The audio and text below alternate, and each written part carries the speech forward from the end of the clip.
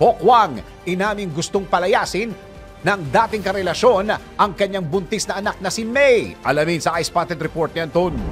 Isang revelasyon ang ibinulgar ni Pokwang nang malaman nila ng kanyang dating karelasyon na si Lee O'Brien na buntis ang kanyang panganay na anak na si May. Ayon sa komedyante, panahon ng COVID nang malaman niyang buntis ang kanyang anak sa boyfriend nito.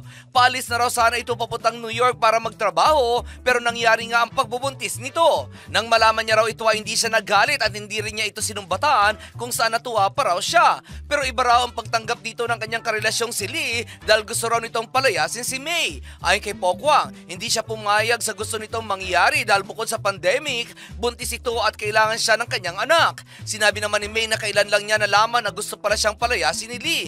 Siguro umano ay ayon ni Pokwang na magkaroon siya ng sama ng loob sa karelasyon nito dati kung kaya't hindi nito sinabi sa kanya. Ayon pa rin kay May, higit sa lahat umano, mas may karapatan daw siya sa bahay kaysa kay Lee. At iyan ang aking balitang showbiz para sa impilang may todong lakas, DWIZ.